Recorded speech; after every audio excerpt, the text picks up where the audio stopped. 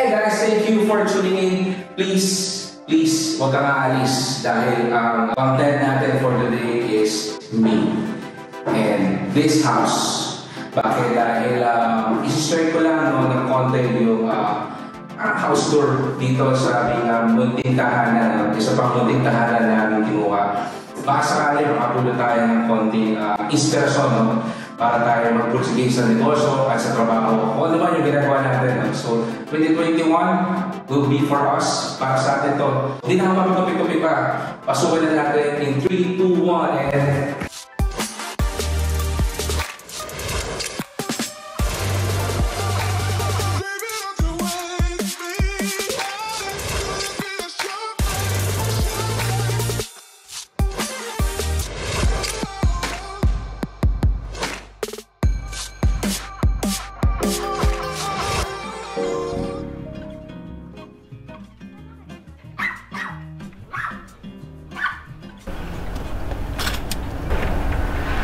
Okay, so pupunta kami kasama ni Bree.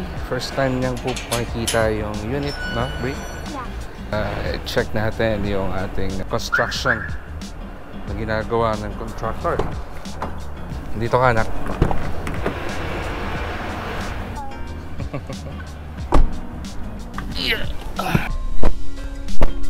Okay, let's go.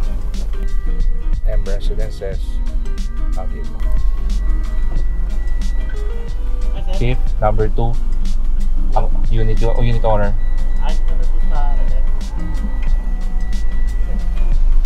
Yeah, so may mga neighbors na rin na nakatira dito, pero yung sa atin, since ang kinuha natin is the demo unit dito sa right side. Iyan, sa right side. Parkingan muna natin yung katabing bahay.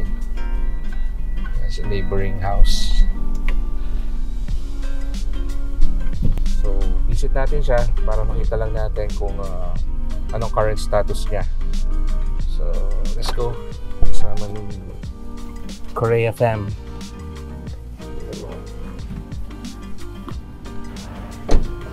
So, yes. Dito na tayo. Tapat ng clubhouse. And the neighboring citizens of M Residences with Ate Bree. So ito na yung new unit na in-acquire natin. So this is also part of our investment, no, sa CSTech Enterprise. So definitely ito ay pinag-isipan namin kung titirahan muna namin for a year or so. Tapos saka namin ipaparent para lang magkaroon kami ng exclusive feel dito sa loob ng residence. So bakit dito? Kasi of course, you know, Taguig is also a hotspot. So dito natin makikita yung increase ng real estate value ng mas mabilis, no? So that's the reason bakit half of our investments are napunta na dito almost. And nagit namin to kasi talagang ang business ay medyo natalo rin tayo last year, pero make sure namin na igapang yung monthly amortization. Hindi namin ma-let go itong unit na to. So tara, kasama natin si Bree. Let's go, Ate Bree. Tara sa loob.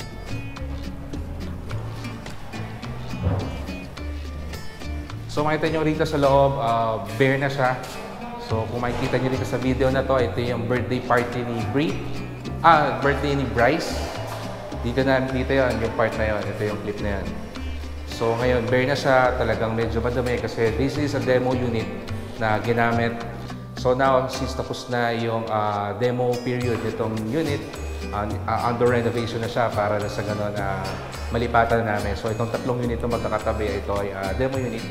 And yeah, ito na siya. So sa mga commercials, definitely nakikita nyo, ito yon yung unit na yon. So ito yung ito yung packing garden. For sure nakita nyo na to. Medyo madumi lang kasi sa mga construction doon sa third floor. Kaya dito nagpo-fall yung mga debris, pero lilinisin din yan. So this is supposed to be a maid's room, pero I think i-convert pa rin namin to sa playroom rin, no? Playroom pa rin kasi nga maganda yung overlooking dito, baka reading area. Yeah, so dito mag-aaral o pwedeng kids section, no?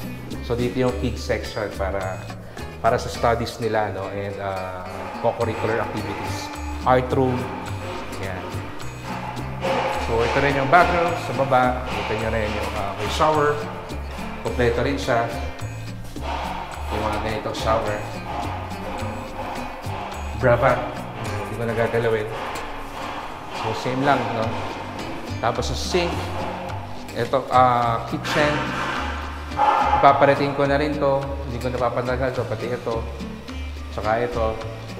Ito yung mga demo units din. I might as well use this na kasi nga maganda naman eh. Siyempre, with a discount. Tara, kita tayo.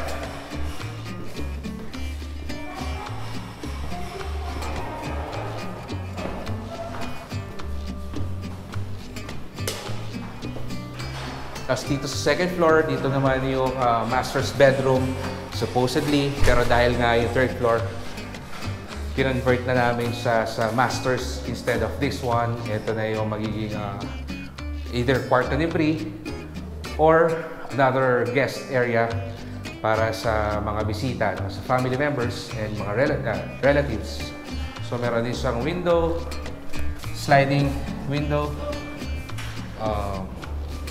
Ano tawag doon? head to floor na window, sliding.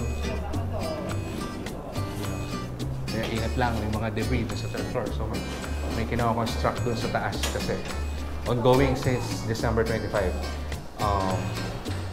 Kasi di ba nagpagawa tayo ng supposedly ito yung masters. Kinonvert natin yung third floor para maging masters natin tatlo. So doon tayo kubanding. So of course, meron din sila CR. Hindi pala sila. Tayo CR. Same lang din sa baba.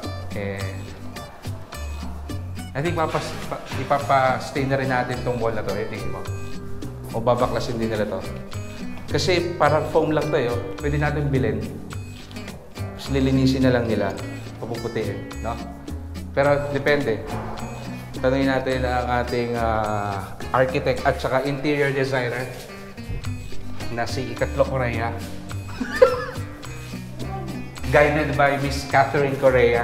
Yeah, take 3. So, ito naman. Ito, Bri, ito ba yung gusto mong room? Yeah. So, this will be her room. Dito siya overlooking dito sa facade and sa clubhouse. Yeah.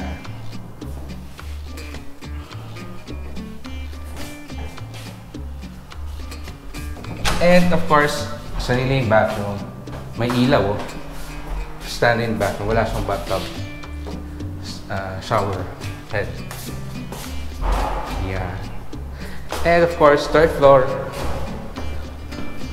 Same na hagdan.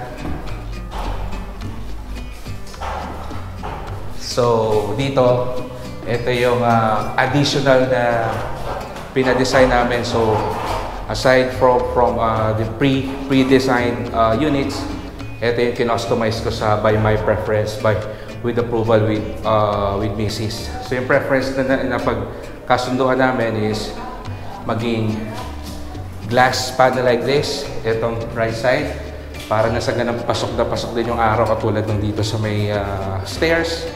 And ditong master's bedroom, magiging glass dito all the way doon sa dulo, point to point. So itong mapapalitan to. I think siguro yung half lang nito. I'm not sure kung paano nila gagawin yun na maging glass, pero babasagin talaga to. Magiging glass to hanggang doon sa dulo. Tapos bathroom dito sa may right side with aircon, twin aircon ba yun? Yung split type dito sa may left side facing the bed. So of course, mananatili pa rin ito. Yan yung tawag dyan. Baby daw dito. Terrace. Yan, yung terrace. Stay pa rin yung terrace dyan. Tapos may abang na spiral staircase banda doon sa doon. Yan, yung staircase na yan, spiral bucket. Sa roof deck, para sa roof deck, yun naman ang magiging tambayan ng mga boys or ako. Doon ilalagay yung punching bag. Maglalagay tayo doon ng mini pool, no? Mini trampoline para pag tumalon, laglag sa first day. Joke lang. Siyempre may mga inisip pa namin kung glass din or kagaya ng railings lang na steel railings para pag bumagyo o malakas ang hangin daw ay hindi sasaliit o di mabasag yung glass. So, tama. Steel railings na lang muna for the meantime instead of glass na ganito. Ayan. So, ito yan. Yan sila yung store mo eh. No? Pero, yan. Sila ko yung busy ngayon. Yan. Iyon. Sobrang sipag nila kasi almost 10 hours a day. Saturday, Sunday, kahit weekend, nagtatrabaho sila. Sinimula nila yan, no? December 26 hanggang ngayon. Kaya ang bilis, no? Makikita niya, sobrang bilis. Madumi lang siya ngayon. Pero, yeah. Okay? So, that's it. Yun yung unit, yun yung whole 3-story lot area ay eto, lot area. Ito naman si floor area and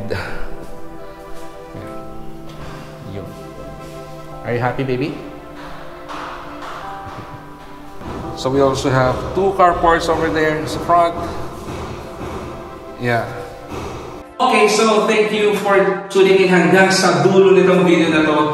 And I'm very thankful dahil sa suporta na ito, yung pag-subscribe mo, yung pag-like mo, at yung pag-share itong video na to. Sana panoorin mo pa yung susunod na video. Dahil susunod na video, susubukan naman namin i-share yung process, no, ng pagpapaganda naman ng loob itong interior. Baka hindi nyo namin tatanong, ako rin po ay isang frustrated interior designer. Nagkataon kasi yung ate ko na unang mag-take ng fine arts. So hindi na ako dinalaw ng hirapan ko na mag-aral ng fine arts. So okay lang, naging negosyante naman ako. Naging negosyante at ngayon pinasok ko na rin yung arts. So eventually, alam mo yun, naging business and arts fusion si Ikatlo. Thank you for watching. Bye. Bukod sa bago at nasa gitna ng lungsod ng Maynila, situated in the center of business. Actually south side, pero still this is also considered as Taguig BGC, no? Malapit. So Taguig BGC, nearby BGC. Kaya is also a prime spot, prime real estate. Kaya ang presyo talaga ay premium.